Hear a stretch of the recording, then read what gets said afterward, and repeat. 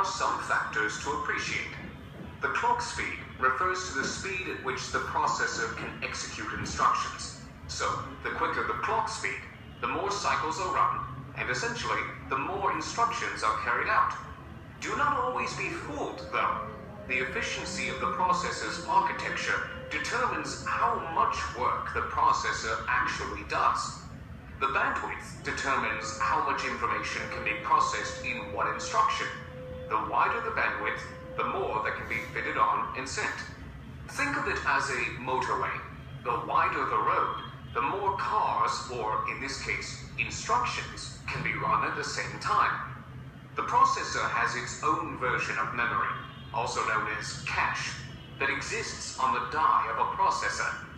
Because it has less time to travel, it is usually checked first before calling in a page from the RAM. Cache can be accessed between 5 to 10 times faster than accessing the RAM. A process scheduler is in charge of making efficient use of the physical processor. There are two parts to this. One is the job scheduler, and the other is the process scheduler. Taking note that a job can consist of many processes. It can juggle.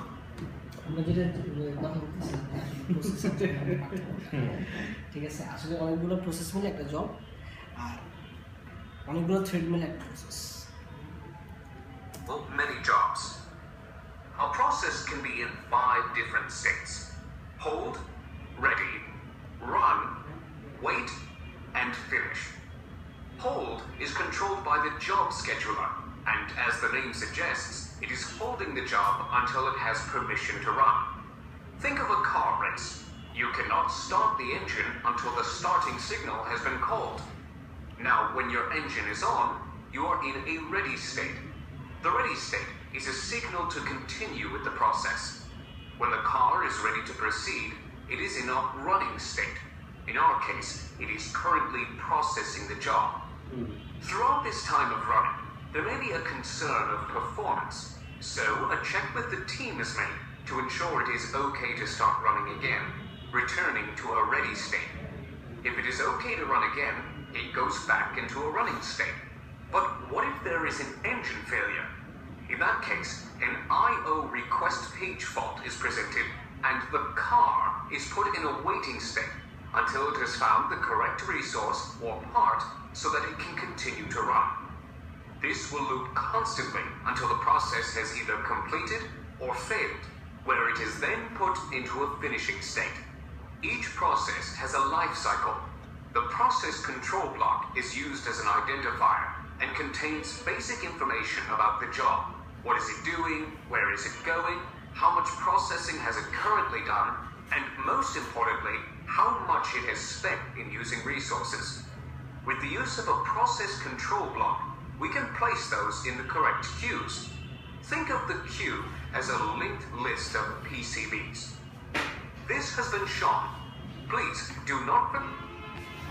এখানে খুব important অনেক কিছু আসছে নাকি মানে অনেক প্রশ্নের অ্যান্সারও পাওয়া গেছে এই যে ওয়েট স্টেট তারপর রেডি স্টেট এই স্টেটগুলোতে কোন জিনিসগুলোতে থাকে এখানে তো কোশ্চেনের অ্যান্সার আছে যে একটা প্রসেস করলাম প্রসেস করার পরে আরেকটা প্রসেস যে হবে এই সময় তুই যে ভার্চুয়াল মেমোরিতে যে লোকটা আসছিস তারা কি এখনই খাবার দিবি না পরে খাবার দিবি এই বিষয়গুলো চলে আসছে যে টোটাল একটা প্রসেস এক্সিকিউশনের জন্য 5টা স্টেজ দরকার আছে 5টা স্টেজ কমপ্লিট হলে একটা প্রসেস শেষ হতেছে আর এই প্রসেসগুলো একটা কিউয়ের মধ্যে রাখতেছে ঠিক আছে আমরা এখন এএম থেকে চিন্তা করতেছি যে র্যাম থেকে নিয়ে প্রত্যেকটা জব প্রত্যেকটা প্রসেস কিভাবে এক্সিকিউট হতেছে আর ওই যে রডি মাস্কান যেটা বললো যে একটা জব কন্টেন্ট করতেছে অনেকগুলো প্রসেস আর যে থ্রেডের কথা আসছে থ্রেড মানে হচ্ছে এখানে কিন্তু মানে থ্রেড কখন হয় থ্রেড অ্যাকচুয়ালি আমরা একসাথে যে মাল্টি থ্রেড এই বিষয়গুলো কিন্তু কনফিউজিং আছে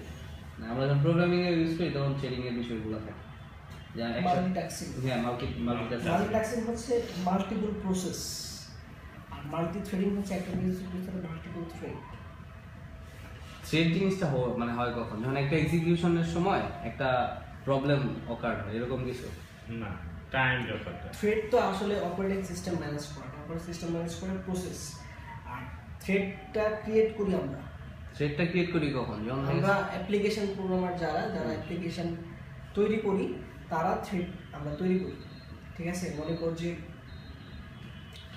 আমরা একটা অ্যাপ্লিকেশন তৈরি করতেছি, করলাম যে ধর যে আমার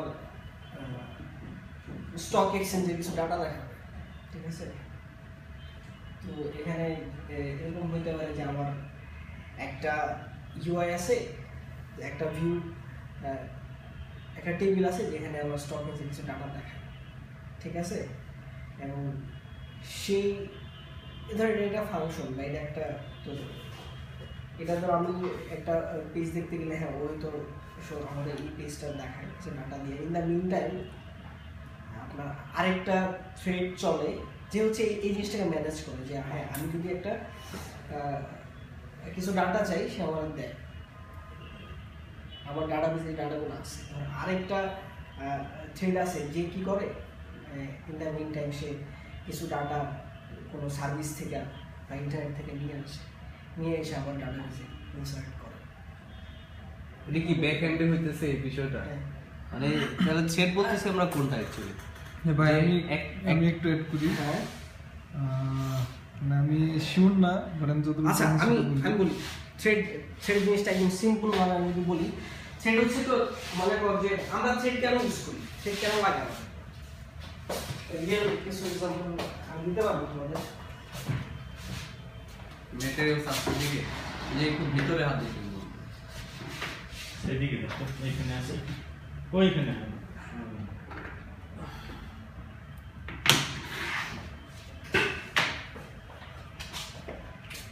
আচ্ছা মনে করো থ্রেড বলতে কোনো কিছু নাই, ঠিক আছে। আসলে মানে থ্রেড বলতে কোনো কিছু নাই বলতে সিঙ্গেল থ্রেডেড অ্যাপ্লিকেশন। চিন্তা করো তো আমার একটা সিঙ্গেল থ্রেডেড অ্যাপ্লিকেশন আমি রান করলাম, হ্যাঁ। তা আমার এখন আমি লগ ইন করব, এটা single threaded user name password, okay fine. মনে করি এটা একটা ওয়েব অ্যাপ্লিকেশন, অনেকে এটা অ্যাক্সেস করে, অনেক ইউজার 1, ইউজার 2, ইউজার 3, মনে করি পুরো অ্যাপ্লিকেশনে সিঙ্গেল থ্রেড একটা থ্রেড দিয়ে চলে। এখন ধর আমি লগ ইন পেয়ে গেছি, আমি লগ ইন করব, অ্যাপ্লিকেশনটা অলরেডি রানিং। তো আমি যদি এটা সিঙ্গেল থ্রেড অ্যাপ্লিকেশন হয়, আমি যে পর্যন্ত না এই অ্যাপ্লিকেশন থেকে এক্সিট করতেছি অন্য একটা ইউজার অ্যাপ্লিকেশন ইউজ করতে হবে। কেমন? কারণ হচ্ছে যে যেহেতু তোর আমার এক্সিকিউশন পার্ট হচ্ছে একটা, ঠিক আছে। সো আমার এই যে কোডটুকু বা যে হ্যাঁ যে ফাংশনটুকু আমি এক্সিকিউট করাতেছি এটা একটা থ্রেডের মাঝখানে এক্সিকিউট হচ্ছে, ঠিক আছে। সেহেতু একজন ইউজার এট এ টাইম এটাকে ইউজ করতে হবে, ঠিক আছে। আমি মানে সিঙ্গেল পাথ আছে, একটাই রোড আছে, রোড আছে একটা, একটাই আছে, তুমি কই কি হ্যাঁ আমি যদি শেষ করি তাহলে তোমার আমি আমার স্লট আছে একটা, আমার চেয়ার একটা, এখানে একজন তোর ব্যক্তি বসতে হবে। এটা সিঙ্গেল থ্রেড অ্যাপ্লিকেশন। আমি চাই যে না এটিএম সিস্টেম মতো যে এখন এটাতে যদি আমরা মাল্টি পার্ট করতে যাই, মানে মাল্টি, হ্যাঁ এই জন্যই মানে যাতে করে আমরা আসলে থ্রেডটা কেন লাগবে, কারণ ওই যে আমরা যাতে একটা অ্যাপ্লিকেশন একই সাথে, ঠিক আছে, কনকারেন্টলি একাধিক ইউজার ইউজ করতে পারে, সেই জন্য আমরা মানে আমরা থ্রেড ইউজ করি। আমরা যখন আমরা তো আসলে থ্রেড ইয়া করি না, হ্যান্ডেল করি না, আমাদের আমরা পিএইচপিতে কোড লিখি বা জাভাতে কোড লিখি, যাই করি আমরা কিন্তু মানে শুধুমাত্র যেই কাজটা করবে বা যে অংশটুকু মানে এক্সিকিউট হবে, যে কাজটা করবে শুধুমাত্র সেই অংশটুকু লিখি, ঠিক আছে। বাট অ্যাকচুয়ালি মানে এর এগেইনস্টে মানে এর পিছনে অনেক কাজ করে দেয় আমাদেরকে। ওই যে অ্যাপ্লিকেশনটা আমাদের রাখতেছে, অ্যাপ্লিকেশন কন্টেইনারটা যে এটা হচ্ছে তো পিএইচপি ক্ষেত্রে হয়তো ইয়া অ্যাপাচি, ঠিক আছে। আমাদের ইসেরও অ্যাপাচি আর একটা বোর্ড আছে টমকিট হ্যান্ডেল করে। তা আমরা অ্যাপাচি বা টমকিট যাই হোক না কেন, মানে অ্যাপ্লিকেশন কন্টেইনার, ঠিক আছে, অ্যাপ কন্টেইনার বা অ্যাপ্লিকেশন সার্ভার, ও কি করে, আমরা তো অ্যাপ্লিকেশনগুলো এখানে রাখি, ঠিক আছে। তো যখন কোনো একটা রিকোয়েস্ট আসে, আমরা ইউআরএল যদি রিকোয়েস্ট করি, ঠিক আছে, প্রথমে এই অ্যাপ্লিকেশন কন্টেনার কাছে আসে, আসার পরে ওই প্রত্যেকটা রিকোয়েস্টের জন্য আলাদা থ্রেড তৈরি হয়, প্রত্যেকটা রিকোয়েস্টের জন্য। দ্যাটস ওয়াই মানে আমাদের ওয়েব অ্যাপ্লিকেশনগুলো একই সাথে অনেক মাল্টিপল ইউজার ইউজ করতে হবে। আচ্ছা, আর আমি যদি ম্যানুয়ালি না করি, আমি যদি ম্যানুয়ালি এই জিনিসটা সার্ভিসটা দিতে চাই, সেই ক্ষেত্রে কি আমার নিজের সেটগুলো করা লাগবে? না, ম্যানুয়ালি সার্ভিসটা দিতে গেলে তোমার এরকম একটা অ্যাপ্লিকেশন কন্টেনার লিখতে হবে, ঠিক আছে। তোমার এরকম একটা তোমার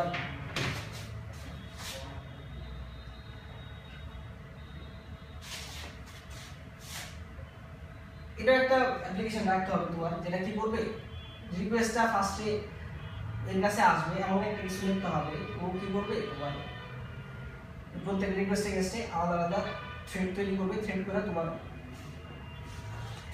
মানে এক্সাক্ট যে কোডটুকু আছে এটা এক্সিকিউট মানে আলাদা থ্রেডের এগেইনস্টে তোমার এক্সিকিউট করা। আচ্ছা, আমি একটু দেখি আর কি, ধরো আমি আমার কোশ্চেনটা বুঝে যে এই ক্ষেত্রে আমার কতটুকু ইনভেস্টমেন্ট ক্লাস আছে। হ্যাঁ, তোমার এখানে ধরো একটা ইউজার প্যানেল আছে, যেখানে লগইন আছে, ইউজার নেম আর হলো পাসওয়ার্ড, এক্সিকিউট করার পরে লগইন নামে একটা বাটন আছে। এখানে হলো ইউজার লগইন প্যানেলে যখন লগইন ক্লিক করে, তাহলে আমি তো একটা মেথড এটার করসপন্ডিং এ অ্যাকশনের ইয়ার বিরুদ্ধে মানে করসপন্ডিং আমি একটা ফাংশন দিচ্ছি, ধর ফাংশনটার নাম এরকম লগইন ফাংশন। এটার ভিতরে এক্সিকিউট কইরা যদি সাকসেসফুল হয় তাহলে আমি ইউজারের লগইন করতে দিলাম। আমি এটার জন্য কোনো ইনভেস্টমেন্ট করি না, মনে করছি মাল্টি থ্রেড হ্যান্ডেল করার কোনো বিষয় এখানে আমি টেক কেয়ার করি না। তো আমার এই ইনভেস্টমেন্টটা দিতেছে কি আমার যে কন্টেইনারটা আছে, হ্যাঁ আমি যেখানে অ্যাপ্লিকেশন রাখতেছি, হ্যাঁ ওই প্লেস করতেছি যে অ্যাপাচি বা টমক্যাট যেটা আমাদের হ্যান্ডেল ও চ্যাট করে দিচ্ছে। ও যদি করে না দেয়, তাহলে ইন এসেন্স আমার তো ওইরকম একটা সার্ভিস তৈরি করতে হবে, ঠিক আছে। সেটা কি এরকম হবে যে ওনাকে প্রত্যেকটা ইউজার, ফার্স্ট ইউজার যে আছে সে যখন করলো তখন এই ফাংশনটা এক্সিকিউট করলো, বাট সেকেন্ড টাইম যখন আসবে তখন এই মেথডটারই একটা আলাদা ইনস্ট্যান্স তৈরি হয়ে যাবে, এরকম নাকি টমক্যাটের জন্য যে সার্ভিসটা দিতেছে সেই সার্ভিসটাই না, আসলে থ্রেডটা ওটা তৈরি করতে হবে। আমরা তো মানে টমকেট যেটা করছে এটা আমাদের মতোই তোমরা কেউ লেখা আছে, ঠিক আছে। ও অ্যাকচুয়ালি কি করে, আমরা যদি মনে করি যে এই গেছে, হ্যাঁ আমার এই লগইন একটা অ্যাপ্লিকেশন, এটাতে এটা আমি কোনো অ্যাপ্লিকেশন সার্ভারে বা অ্যাপ্লিকেশন কন্টেনারে রাখবো না, এটা আমি আমার নিজে হ্যান্ডেল, ঠিক আছে। তাহলে কি করতে হবে, তাহলে আমাদের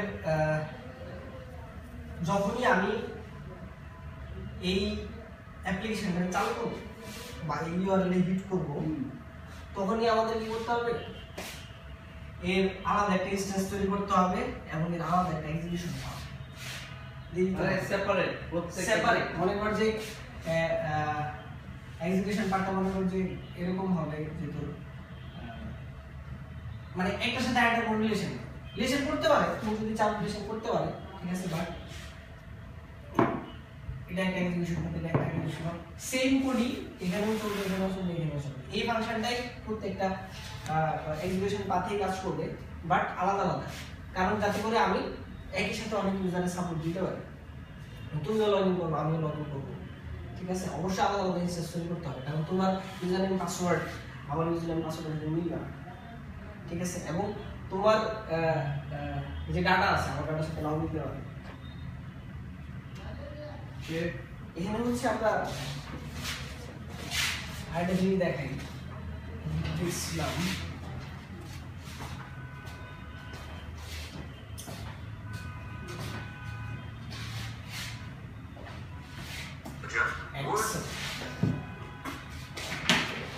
Word Excel